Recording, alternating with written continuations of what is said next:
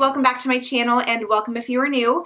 And yes, you see that right on the title of this video. I am currently 37 weeks pregnant. So this pregnancy update will be covering weeks 33 through 37, and that is because I can barely keep my head above water these days. I feel like these days are just flying by and it just is like one thing after the next and I can just barely keep up. So I am just now sitting down to update you guys on everything that has been happening in this pregnancy over these past 5 weeks. If you are in the same point in your pregnancy, I'm so happy for you. Congratulations, mama. Let me know down in the comments below where you are currently at. I know a lot of you are currently around the same time frame as I am in this pregnancy, and some of us actually have the same due date. So if you're new here, my name is Jess. This is baby number 2 for us. This is a little boy. We have a little girl as well. I am actually in my daughter's room right now because my son's nursery that we started putting together for him is completely empty and it's super echoey, but we painted in there. And so I will be updating you guys, of course, on all of that as well, but it is so echoey. So I wanted to sit down in here just to chat with you guys today and kind of update you on everything that has been happening. So I will be covering all kinds of things in this video. I will be covering my pregnancy symptoms, cravings, baby's development, and then of course I will be sharing all of the things related to doctor's appointments and just everything like that, because we are getting close now, you guys. I feel like I'm ready to pop. He could be here any day now, and I have a lot to update you guys on. So thanks for hanging with me. If you're new here, subscribe and join the family, and don't forget to give this video a big thumbs up if you are currently pregnant as well. So first things first, the baby is the size of a Swiss chard, I believe is how you pronounce it. So he's super long, very big, and oh my goodness, he's just gonna be here so soon. And one of the things that I really want to hit on today in this pregnancy update is this baby's size. I have a lot to share with you guys. Some things I'm kind of nervous about, and I'm hoping that we can kind of just talk as mamas and share experiences, because honestly, my first pregnancy with my sweet girl was so easy, you guys. My delivery was easy. Everything was quote unquote better than textbook according to my doctor. And this time around, that is not the case. I am definitely counting my blessings, don't get me wrong, but there are a couple of things that have come up in this pregnancy that I didn't have with my daughter. So I am going to just share all the things. If you need to put this on like a podcast while you're driving or while you're getting ready for the day, then feel free to do that, because I will wait until the end to show you my belly shot. And for now, I'm just gonna go ahead and run through as quickly as I can all of the things that have been happening. So since we're speaking kind of about baby size, I'm gonna touch on quickly his development as well. And I'm just gonna use this book, the What to Expect When You're Expecting book. I do have the Ovia app as well, but sometimes this is just easier. So I am in the 9th month of pregnancy, and it says at week 37 that this baby should be weighing about 6.5 pounds. No. He's much larger. I'll get to that in a minute. But it does say that baby is practicing inhaling and exhaling amniotic fluid, doing that practice breathing, which I have been able to see on ultrasounds, which has been awesome, and that he is able to pivot from side to side. So on one day, you know, his back might be on this side, and then the next, he might be completely flip-flopped and he might have his back on this side. And I can feel when he shifts around like that. He is head down, so that's good news. He's been head down since 28 weeks. So that's good, but he definitely flips back and forth. So that is pretty much everything that is happening this week. So now I'm just gonna run through my pregnancy journal, and I have to be careful not to show you guys because I did write his name in here. We finally decided on a name. Woo! Big news, I know. But I am not going to share that in this video. I will share that in a future video.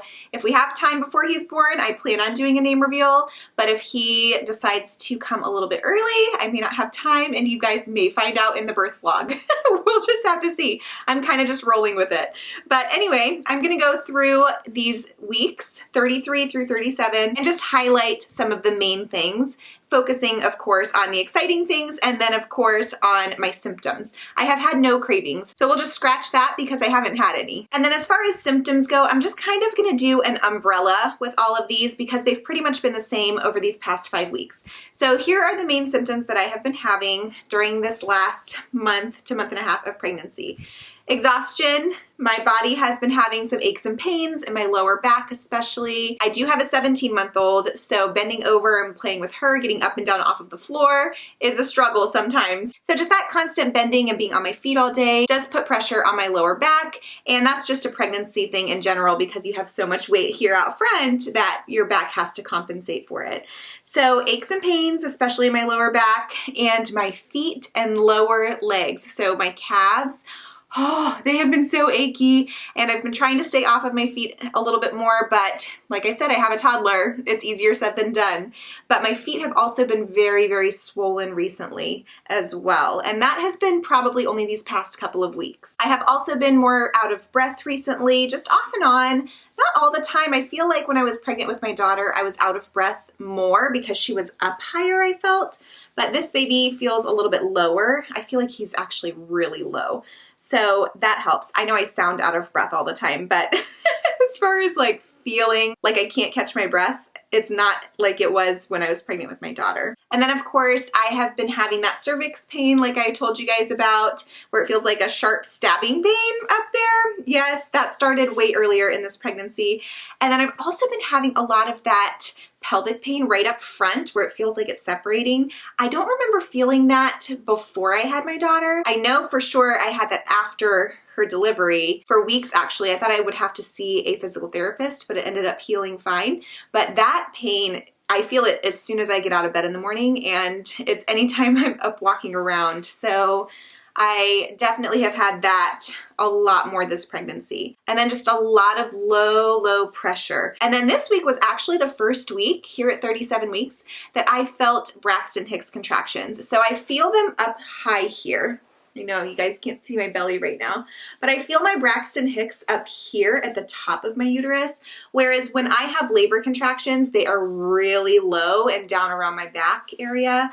So I know that those are not labor contractions, but I will just feel a tightening up top here, and it lasts for like a moment, and then it is fine and it's done. And they're not consistent. They're usually in the evenings after, I don't know, I'm not sure why they're in the evenings, but that's when I'm noticing them, maybe just after I've been on my feet all day. But those are pretty much all of my symptoms. I'm definitely waddling around now. I'm very slow moving compared to what I normally am.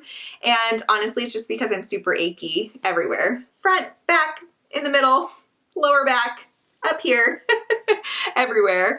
So it's all good though. We're almost there, you guys. All right, so now I'm gonna hit on some of the exciting things over these past 5 weeks. So because we found out that we are not moving, surprise, we have actually started putting together a nursery for our little guy. So all we've done so far, honestly, is paint. Tomorrow, our dresser and crib should be here. Hopefully. Once those are in his room, then I can go ahead and organize his clothes and do all of that stuff. Right now it's all in the living room still, which is driving me crazy because I feel like I'm not prepared, even though it's just sitting there, it's out of the way. It's not a big deal, but I'm just ready to kind of finish nesting and get all of his stuff situated. So I'm hoping that actually arrives tomorrow. During week 34, we took our maternity pictures, which were so cute, you guys. Oh my gosh, I actually still don't even have them all, but that's okay. I am just so excited to see the rest of them. We did get some sneaks, and I just can't wait to see the rest of them. I know that they're all gonna be so beautiful. My hubby and I have been talking and singing to baby boy a lot and just really spending some time with him, and of course with our sweet girl Eliana as well, just trying to get those last moments in with her also, you know, before she's a big sister. And then like I mentioned earlier, the most exciting thing is that we actually decided on a name, which is so funny because it's the name that we picked for our daughter before we found out that she was a girl. We had a top boy name and a top girl name, and we had mentioned them both before we knew that she was a girl. And you know, I was set on her name. I was like, if this is a girl, this is her name. And I was just set on it. I knew it was meant for her if she was going to be a girl, which she ended up being a girl. And then this boy name I had run by a couple of people, and it wasn't a fan favorite at first, honestly. However, Chaz and I, my husband, we love this name, and we love it for so many reasons. And we will share it with you, of course, here soon, especially once you guys get to meet baby boy. But I am all about names with meaning, and I love the meaning behind this name. And I think it's just going to be the perfect fit for him. We pretty much tried listing out every baby boy name in the book, and nothing else felt right for him. So we ended up coming back to the original name that we loved so long ago, and that's just who he is, and I love it. So I'm so excited to be able to share that with you guys soon, but that has been a huge thing that has taken so much stress off of me because it was starting to really wear on me just trying to think of another name, you know? And so now that we've just decided and said, okay, it's done, this is his name, it has been such a relief, and we can kind of just move past that part. And we knew this whole time that that was his name anyway, so it's super special. All right, and then one of the biggest things that I wanted to share with you guys this week, like I mentioned, is that baby boy is big, you guys. He's a big boy. So I have actually had an ultrasound every single week since 32 weeks. And the reason for that is because my thyroid levels are super out of whack, and so I've been having to have them monitored every single week. My thyroid, you guys, has been up and down for some reason. I mean, my levels were going like this, and now they're going like this, and my doctor doesn't know why. She thought it might be the absorption. She's been speaking with a high-risk doctor. I never had any of this happening with my first pregnancy, but I'm doing all of the things that I need to do to take it correctly, and I'm not sure why the levels are so off, but I do have to meet with an endocrinologist after delivery because I am going to have to monitor my thyroid after this baby is born. So interesting, but I guess the reason that they have to have an ultrasound done every week leading up to delivery is because they have to monitor the placental function. So making sure that the placenta is working properly and that the thyroid is not affecting the function of the placenta so that, you know, baby is growing and is healthy and everything. So anyway, occasionally they will do a growth scan. So at 35 weeks, I had a growth scan done on baby boy, and he was already over 7 pounds. He was 7 pounds, 1 ounce, and he was in the 94th percentile. He's measuring about 2.5 weeks ahead. So his due date is technically August 14th, which is probably about the time when you guys are seeing this video. Even though my due date is September 1st, he is measuring so much further along. And my daughter was 7 pounds, 11 ounces when she was born. And so for him to already be over 7 pounds at 35 weeks he's just big. So big babies don't typically run in our families. So I'm not sure why he's measuring so big. I did talk to my doctor after that ultrasound, and she said that the ultrasound could be off by a pound or two sometimes. So I don't know what your experience is, but I would love to know down in the comments below, how accurate was your ultrasound? I feel like for my daughter, my ultrasounds were pretty accurate. I mean, she came out at 7-11, which is about what I thought she would come out. And I mean, I'm using the same doctor, the same ultrasound tech, same equipment, you know, so I don't know really what to think of it. My doctor is concerned, and not necessarily just because of his size, but because with Eliana, my daughter, I actually had shoulder dystocia, or she did. She said it was so mild that she was like, you probably don't even remember that that happened because it was so mild, but she was like, I looked in my notes, and with Eliana, she had, you know, this shoulder dystocia, which basically means that she got stuck coming out, like her shoulder came up against my pelvis. I honestly don't even remember that happening. I felt like everything went super smoothly with her delivery. I never even knew that that was a thing, but I don't know if I shared this with you guys. So my mom was actually there with her birth, and she did mention, she was like, oh yeah, actually that kind of rings a bell because there was a nurse that was helping the doctor kind of, you know, get in there really quickly and try to get her out. And that's probably what that was. So I don't know, again, if you guys have had experience with that, but when I looked it up, of course, Dr. Google tells me everything I need to know, right? I should not look on Google. But it seems like the percentage of babies that have shoulder dystocia or that get stuck like that, where their shoulders get stuck coming out, is very low. So I'm not sure how common it is, to be honest, you know.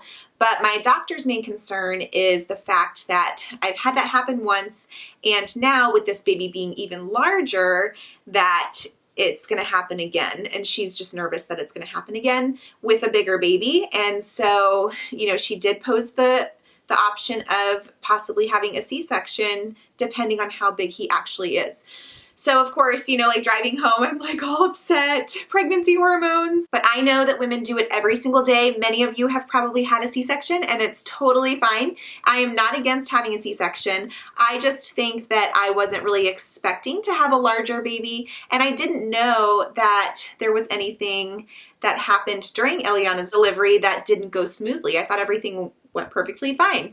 So I think just me kind of finding that out, that she actually got stuck. And then of course, if this baby is bigger than her, then it just makes me a little nervous. So again, I know that women are able to push out 9 and 10 pound babies sometimes, but I don't know if there's something going on with my pelvis. But because I've had that shoulder dystocia issue before, she is worried that I will have it again. So I asked her what the risks are, and she's a very honest doctor. I love her. She's warm and fuzzy, but she's also very straight to the point, which I prefer because I don't want anything to be sugar coated. I like to hear it straight. She was like, yeah, it could be catastrophic.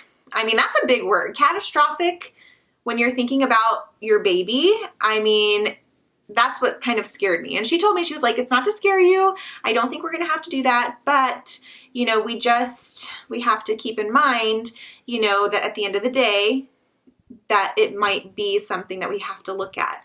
So when I go back next Wednesday for my 38-week appointment, I will find out then how big he is. We're going to do another growth scan, and that is when we're going to talk about what those next steps are going to look like. So I'm a little nervous. I would love to know your experience. Like I said, I know that I've had a successful vaginal delivery, and so in my mind, I thought I would be able to have another one, and I may. And like I said, I am not against a C-section. At the end of the day, what it comes down to is my baby healthy and safe? And that's all that matters. I don't care how he gets here. I just want him healthy and safe so that I can bring him home and he is here with us and he's a happy, healthy baby. So whatever I need to do to get him here and to get him home, that's what I'm gonna do. But, you know, of course, the goal is to have a vaginal delivery. So I've talked to a couple of people about this already. So first of all, my mother-in-law, she actually used to be a labor and delivery nurse at this exact same hospital years and years ago. She is doing something different now, but she was sharing some of her experiences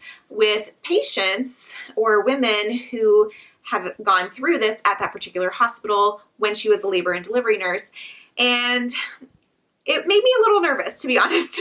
Like, she was saying that one time she had to get on top of a lady and break her pubic bone because her baby was losing too much oxygen and her baby was turning, you know, like black and blue. And then that baby ended up having difficulty breathing, you know, afterwards. She said that he lost a lot of oxygen and that she for sure thought he had some brain damage from that. And then I have a friend who ended up having an emergency C-section. Actually, I have a couple that I've talked to, but this particular one has a little girl who was a 10-pound baby. And she pushed for 4 hours, you guys. She pushed for 4 hours just to end up in an emergency C-section because her baby was actually face up. And so you just never know. So she didn't have the shoulder dystocia, but it was just another complication. And so just all of those kinds of things, you know, I try not to focus on things that go wrong. I'm a very optimistic person. I try to look on the bright side of pretty much everything. And so for me to kind of be looking at that kind of stuff, I'm like, I don't know, it makes me really nervous. You know, everyone's situation is different. But after talking with her, you know, she was like, if I have anything similar to what this baby was like, or if this baby is the size of my first one, she said that she would opt for an elective C-section right away. But then I also talked to my friend who is a birth photographer and a certified doula, and she was telling me to actually go see a chiropractor, which I've been meaning to do for the longest time anyway, but I wasn't sure. You know, I know that a lot of pregnant women have had success with chiropractors, and so that is something that I actually just started this week. So yesterday, was it yesterday? Yeah, I think yesterday was my first appointment. So I'm waiting like right until the very end, but she was saying that anything that I can do to get my hips aligned, my hips and pelvis aligned before delivery could really help. I did see a chiropractor. I'm going to be seeing her a couple of times a week leading up to the birth of this baby to try to just get everything aligned so that when I go into labor, hopefully everything will just progress how it's supposed to and my pelvis will be able to open up so that we don't have that issue that we did before and everything will be fine and hopefully baby won't be as big as what the ultrasound says. But like I said, I mean, Eliana's ultrasound was pretty accurate. So I'm just curious what your experience is with that. Okay, so that was a lot. I feel like I've been rambling, but that has really been the biggest thing, is just kind of trying to process everything with how delivery is going to go this time around. And, you know, so like next Wednesday, I said I have my next appointment at 38 weeks. That's when we're going to do the growth scan. And then my doctor did also mention that she could strip my membranes to try to activate labor early because, you know, if if he is big, that might help if he's not as big. But I don't know. What do you guys think? I'm so nervous. I'm so nervous for all of that. I didn't have to do any of that or think about it with Eliana whatsoever. So I'm just a little nervous, to be honest, but we're getting through it. It's all good. I know everything's going to be good at the end of the day. We just need to make sure that baby is healthy and safe. But please share your stories. It will not only help me, but it will help other mamas maybe thinking about these different situations and scenarios as well. And then that is pretty much it. So basically, right now, I'm just going to be packing my hospital bag. I haven't done that yet. And then we're just gonna make sure that everything's ready to go for him. The cars are already cleaned out. We have a plan for Eliana, but I need to get her stuff situated so that the person who's watching her kind of knows where everything is. We have someone watching her until my mom and dad can get down here to take over, and then they will be here with her at the house until we bring baby boy home from the hospital. So that is the plan. We're basically just gonna get stuff ready to go because he could be here any day now. So before we go, let me go ahead and show you guys my 37-week belly shot. All right, so here's my belly from the front and the side.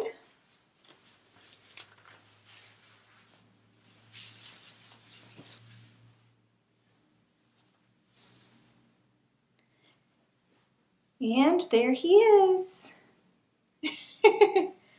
Growing bigger every day.